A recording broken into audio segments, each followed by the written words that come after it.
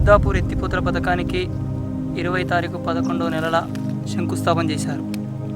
దైగాం మరియు సిద్ధాపూర్ గ్రామాలకు సాగునీరు అందియాలనే ఉద్దేశంతో 19 కోట్లతో 2200 ఎకరాల సాగునీరు భూములకు సాగునీరు అందివ్వాలనే ఉద్దేశంతో చేసిన ఈ పథకం 3 సంవత్సరాలు గడిచినా పూర్తి కావట్లేదు.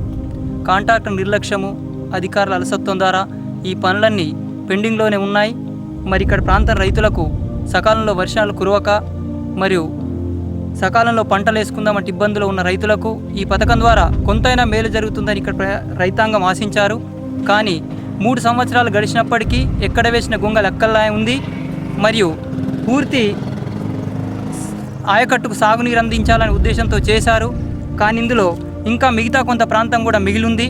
మరి అధికారులు కూడా దాన్ని కూడా సర్వే చేసి దేగాం మరియు సిద్ధాపూర్ పూర్తి ఆయకట్టును సాగులోకి తీసుకురావాలని మేము అనుకుంటున్నాం.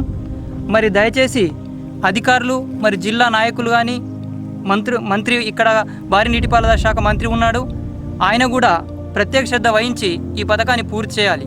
ఈ తెలంగాణ ప్రాంతంలో ఏంటి అంటే అన్ని అధికారాలు ఇస్తారు, కానీ హోంశాఖ ఇచ్చినట్టే ఇచ్చి లాఠీ వాళ్ళ దగ్గర పెట్టుకున్నట్టు మైనర్ ఎడ్యుకేషన్కి సంబంధించిన మంత్రులంతా ఆ ప్రాంతానికి సంబంధించిన వాళ్ళు, భారీ నీటిపారుదల శాఖ మంత్రి ఇక్కడున్నా ఈ పథకం ఆయన పరిధిలోకి రాదు. ఎందుకొరకంటే అన్ని పూర్తి అధికారాలంతా ఆంధ్ర, రాయలసీమ ప్రాంతాల వాళ్ళే తీసుకుంటారు. పోస్ట్ మాత్రం పెద్ద పోస్ట్ ఇస్తారు, వాళ్ళ దగ్గర మొత్తం కట్టెలు రూల్స్ అన్నీ వాళ్ళ దగ్గరనే ఉంటాయి. దయచేసి మంత్రులు ఎమ్మెల్యేలు దీనిపై దృష్టి పెట్టి ఇక రైతాంగాన్ని ఆదుకోవాలని మేము కోరుతా ఉన్నాం. 2008 నుండి ఇంతవరకు పని పూర్తి కాలేదు. ఇంటికి కూడా అసలే లేదు. ఇంకా కాంట్రాక్టర్లు సబ్ కాంట్రాక్టర్లు ఎత్తేసడం వల్ల ఈ కాంట్రాక్టర్లు చిన్నగా చేస్తున్నారు. చిన్న కాలాలు ఇప్పుడు ఇంకా 2 ఉన్నాయి, కాలేదు. 19 కోట్ల ఇది శాంక్షన్ అయింది.